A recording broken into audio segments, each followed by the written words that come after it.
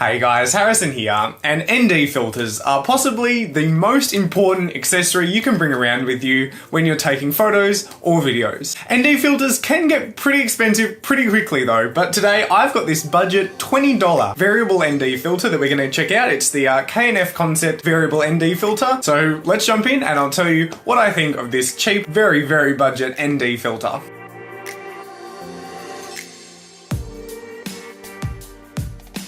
So as I just mentioned, the big benefit of this ND filter is that it's a variable ND filter, meaning that you can actually turn the rings around the ND filter to adjust how much light it's letting through and how much light it's blocking. This is especially useful for taking video, where if you want to shoot with a fast lens in bright light, what you can do is just put one of these on, and then all you've got to be doing is adjusting the ring to adjust how much light the ND filter is letting through. Instead of speeding up the shutter and getting weird choppy motion, you can just chuck one of these on, adjust it correctly, and then you're good to go for that buttery smooth video. Variable NDs, of course, are very useful for photography as well. You can chuck one on and then get, long exposures in the daytime, or just get really long nighttime exposures as well. Now, when you're putting any ND filter onto your camera, there's going to be some compromises that come along with it, and this budget ND filter is no exception. Because you're putting something in front of your camera lens, even if it was, almost perfectly engineered, there's going to be some loss of quality because the light just has to pass through something else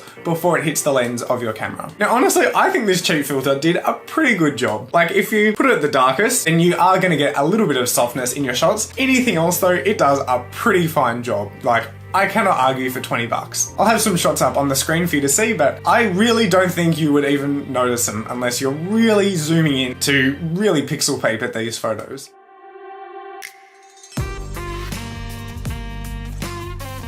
Another small disadvantage I noticed about this filter in particular was that I did experience a bit of a loss of contrast and a slight greenish tint when I had it on the lens. Again, simply because you're just putting something in front of your camera lens, you're just gonna have to end up getting some artifacts. That's just how it's gonna end up. Honestly, I don't think it's that much of a big deal. For photos, you can just adjust it in Photoshop or Lightroom afterwards anyway, just adjust the tint and maybe add in a bit of contrast. For videos, you might be able to change some settings in your camera to sort of account for that green tint. Really, I still don't think it's that big of a deal. You can always try tweaking it after the fact in, Premiere or Final Cut or whatever. It is just something to notice though. If you don't edit your photos or videos, you'll probably end up noticing it more than if you do.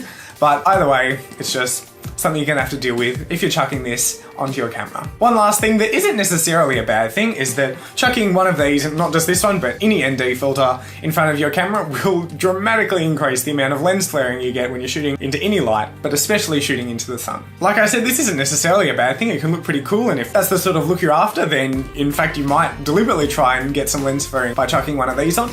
But it is, again, just something to note. Obviously, it's quite a lot harder to remove lens flares in post, so you're going to want to keep that in mind when you're chucking one of these onto your camera. With this filter specifically on though, I did notice that it was getting pretty severe. Like, you can get some mega lens flares, which can look pretty cool, or they can ruin your shot. So just something to juggle and something to keep in mind. Now, while obviously those are definitely some drawbacks that you'll get when you're chucking one of these onto your camera, I think for $20, you cannot go wrong with just picking up one of these and even just keeping it in your bag for that one time when you need an ND filter. It does a pretty good job. You can hardly notice the drop in sharpness anyway, and overall, for what you get out of it, having this much control over the amount of light that's going into your camera, at $20, it is an absolute steal. That does just about wrap up this quick little review though of this variable ND filter. You can find tons like this just floating around on the internet, but I'll post a link to this exact one in the video description, so you can jump on that and check it out if you are interested in picking up one of these or just getting a bit more information. Also, if you enjoyed this video, don't forget to leave a like and subscribe down below. You can also follow my Instagram account where I post some photos that I've taken recently. Also, if pulling stuff apart is your thing, then I've just started up a new